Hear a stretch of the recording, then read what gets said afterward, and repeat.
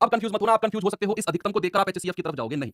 आप थोड़ा सा इसमें ध्यान रखेंगे, जब भी इस अधिकतम के साथ 4 अंकों की, 5 अंकों की, 3 अंकों की, 2 अंकों की, यानी कि ये वाला वर्ड जुड़ जाए, तो फिर इस अधिकतम का मतलब एचसीएफ नहीं रह जाता है। फिर इस अधिकतम का मतलब एचसीएफ नहीं रह जाता है बच्चे, इसका मतलब हो जाता है चेंज। जब ये इसके साथ कुछ इस तरह का जुड़ जाए, 4 अंकों की, 3 अंकों की, फिर वो मतलब नहीं रहता जो आप समझ रहे हो, वो मतलब चेंज हो जाता है। अब इससे पहले मैं थोड़ा सा आपको कुछ समझाना चाहता हूं, थोड़ा सा हम कुछ करना चाहते हैं, थोड़ा सा हम कुछ समझा सकते हैं आपको बच्चे। मैं यहां पर आपके लिए लिखूं, मुझे आप बताइए, मैंने कहा 13, 13 को मैंने 3 से डिवाइड किया। मैंने 13 को बहुत ही गजब की चीज बता रहा हूं, जो बड़े बड़े सवालों में आप लगाओगे ना, आपको लगेगा कि सर ये तो क्रिस्टल क्लियर हो गया हमें कॉन्सेप्ट। देखना, मैंने 13 को 3 से डिवाइड किया, आप कहेंगे 3 चौके 12 और 13 में से 12 गया 1। अब देखना, मुझे ये 13 अंक 13 वाली संख्या चाहिए, मुझे ये संख्या चाहिए 3 से डिविजिबल। 13 मुझे चाहिए वो संख्या जो 3 से विभाजित हो, जो 3 से विभाजित हो, 3 से विभाजित हो और 13 के नजदीक हो, 13 के नजदीक हो। मुझे क्या चाहिए? वह संख्या जो 3 से तो विभाजित हो और 13 के नजदीक हो। तो आपके पास दो ऑप्शन बनते हैं कि या तो मैं 13 में कुछ जोड़ दूं तब वो संख्या मुझे मिले, या फिर 13 में से मैं कुछ घटा दूं तब मुझे वो संख्या मिले। भाई दो ही बात दिमाग में आएंगी कि अगर मुझे 13 के आसपास वो संख्या चाहिए जो 3 से कट रही है, तो या तो मैं 13 में कुछ जोड़कर वो संख्या बना दूं जो 3 से कट रही है, या फिर 13 में से कुछ घटाकर मैं वो संख्या बना दूं जो 3 से कटेगी। अब मेरे पास इन दो के अलावा तो कोई और ऑप्शन नहीं बनता है। 13 में कुछ जोड़ना, 13 में कुछ घटाना, है ना। अब 13 में अगर बात आई घटाने की, याद रखना बच्चे, अगर बात आएगी घटाने की तो मैं ये रिमाइंडर घटाता हूं, मैं सीधा सीधा रिमाइंडर घटाता हूं। अगर बात किसकी आएगी? बात आएगी घटाने की, तो मैं सीधा सीधा रिमाइंडर जो शेषफल आएगा वही घटाऊंगा, और इसके बाद जो संख्या बनेगी 12 वो 3 से डिवाइड हो जाएगी। क्या 12 3 से कट रही है? Yes sir. ये तो हो गया घटाने वाला केस। अब बात करते हैं जोड़ने वाले केस की। बच्चे जब भी जोड़ने वाला केस आएगा ना, तो सामने देखो और याद रखना कि हमेशा भाजक और शेषफल का अंतर, भाजक और शेषफल का अंतर कितना है? भाजक और शेषफल का 3 और 1 का अंतर है 2, ये इसमें जोड़ा जाता है। 13 में 2 जोड़ दीजिए, आएगा 15, और ये 15 भी 3 से डिवाइड हो जाएगा।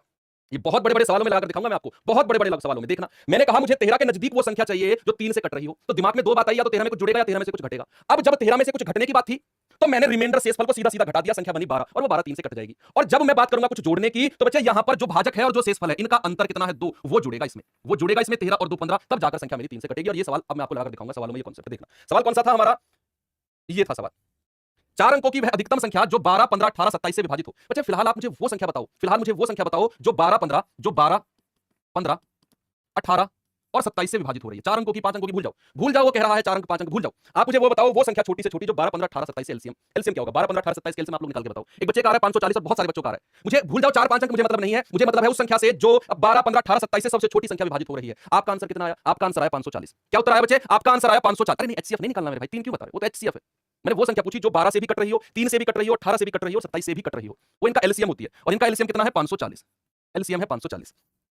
अब सबसे बड़ी बात है, क्या मुझसे वो संख्या पूछी उसने? नहीं, उसने ये 3 अंक जोड़ दिए, उसने ये 3 4 अंक जोड़ दिए, 4 अंकों की अधिकतम संख्या। और यहीं पर आकर हम कंफ्यूज होते हैं कि सर ये 4 अंकों की अधिकतम संख्या कैसे निकालें। अगर हमसे पूछता कि वो न्यूनतम संख्या बताओ जो 12 15 18 27 से विभाजित हो, तो मेरा आंसर 540 होता, मैं आगे बढ़ जाता, मैं आगे बढ़ जाता बताकर। लेकिन उसने कहा बच्चे 4 अंकों की अधिकतम। अब आप मुझे एक बात बताओ, 4 अंकों की सबसे बड़ी संख्या क्या होती है? क्या 4 अंकों की सबसे बड़ी संख्या इससे बड़ी कोई हो सकती है? 4 बार 9 लिख दो भाई, 4 बार 9 लिख दो, वो 4 अंकों की सबसे बड़ी संख्या होगी। अगर मैं आपसे कहूं 5 अंकों की सबसे बड़ी संख्या, भाई अगर मैं आपसे कहता हूं 5 अंकों की सबसे बड़ी संख्या, सबसे बड़ी संख्या क्या होगी? आप क्या कहेंगे? 4 बार 9 लिख दो, 5 बार, सॉरी, इससे बड़ी संख्या तो 5 अंकों की कोई नहीं होगी। अगर मैं आपसे कहता हूं 3 अंकों की सबसे छोटी संख्या, भाई मैंने आपसे कहा 3 अंकों की सबसे छोटी संख्या, 3 अंकों की सबसे छोटी संख्या, तो आपका आंसर क्या होगा? जल्दी से बताओ, 3 अंकों की सबसे छोटी संख्या, 3 अंकों की सबसे छोटी संख्या। कुछ बच्चे कह रहे हैं 100, कुछ कह रहे हैं 1000। कौन से ग्रह से आते हो भाई तुम लोग? 1000 क्यों कह रहे हो? क्या 1000 3 अंकों की है? 1 2 3 4 4 अंक हो गए इसमें, तो यार 3 अंकों की सबसे छोटी संख्या होती है 100। मैंने आपसे कहा 6 अंकों की सबसे छोटी संख्या, जल्दी से बता दो, 6 अंकों की सबसे छोटी संख्या, 6 अंकों की सबसे छोटी संख्या। दिमाग लगा के बताना, तुक्का जिसने मारा कैमरे में घुस के आऊंगा उसी के पास में। 6 अंकों की सबसे छोटी संख्या क्या होगी? जल्दी से बताओ भाई। 1 लिखा और 6 अंक चाहिए ना, तो 5 जीरो लगा दो, 3 4 और 5, टोटल 6 अंक हो गए, 1 2 3 4 5 6। 6 अंकों की सबसे छोटी संख्या के लिए 1 लिखा और 6 अंक चाहिए थे, तो 1 तो मैंने सिंगल लिखा और 5 जीरो लगा दिया, उसके आगे 6 अंक बन गए, टोटल सबसे छोटी संख्या हो गई। तो आप इस चीज में कंफ्यूजन नहीं होगा आपको। तो उसने कहा 4 अंकों की सबसे बड़ी संख्या, तो ये हो गई 9999। ये तो 4 अंकों की सबसे बड़ी संख्या है, लेकिन उसने कहा 4 अंकों की वह संख्या जो 12 15 18 से विभाजित हो 27 से। तो सबसे पहले तो मैंने वो संख्या निकाली, सुनना आराम से बैठ के सुनना इस सवाल को, नेक्स्ट में अपना दिमाग लगाना। सबसे पहले तो उस संख्या को निकालो, सबसे छोटी संख्या जो 12 15 18 27 से विभाजित हो रही है, वो आपने निकाली 540।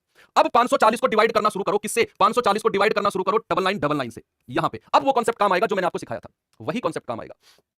बताएंगे भैया, एक बार जाएगा 540 एकम 540, 9 में से 0 गए 9, 9 में से 4 गए 5, 9 में से 5 गए 4। अब ये सीधा सीधा उतर जाएगा 9 नीचे, तो कितनी बार जाएगा? 5 नाम 45, 8 बार जाएगा क्या? 8 0 0, 8 चौक 32, हासिल का 3, 8 पंजे 40 और 3 43, 120। अब शेषफल देख लो, 9, 9 में से 2 गए 7, 5 में से 3 गए 2, 279। अब बच्चे मेरे पास दो ऑप्शन बनते हैं, अब मेरे पास दो ऑप्शन बनते हैं कि या तो मैं 9999 में से ये घटाऊं, या फिर इन दोनों का डिफरेंस जोड़ूं। कौन सा केस करना है? माइनस का या प्लस का? जल्दी से बताओ। क्या मैं, एक केस तो बनता है 9999 में से ये शेषफल घटा दूं 279, यही कंफ्यूजन होता है बहुत सारे बच्चों को। एक केस बनता है 9999 में मैं इन दोनों का डिफरेंस मैं जोड़ दूं, इन दोनों का डिफरेंस मैं जोड़ दूं, कौन सा केस बनेगा?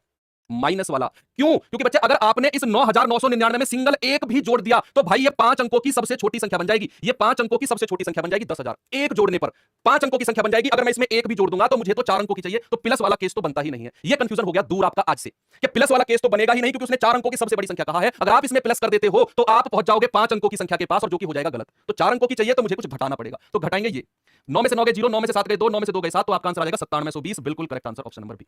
कितना होगा? 9720। मैं एक बार रिपीट करूंगा जल्दी जल्दी से। उसने कहा था 4 अंकों की वह अधिकतम संख्या क्या है जो 12, 15, 18, 27 से पूरी तरह विभाजित हो। सबसे पहले तो मैंने वो संख्या निकाली सबसे छोटी जो 12, 15, 18, 27 से विभाजित हो रही है, वो आई 540। कितनी आई? 540 आई। तो 540 तो सबसे पहली संख्या है, मुझे तो 4 अंकों की संख्या के पास जाना है, तो मैंने 4 अंकों की सबसे बड़ी संख्या को उठाया और 540 से विभाजित किया, तो रिमाइंडर आया 279। मैंने 279 को इसमें से घटा दिया, मुझे मिला 9720। बच्चे ये 9720 सबसे बड़ी 4 अंकों की संख्या होगी, सबसे बड़ी 4 अंकों की जो इन से डिवाइड होगी। ऑप्शन नंबर बी आपका बिल्कुल करेक्ट है।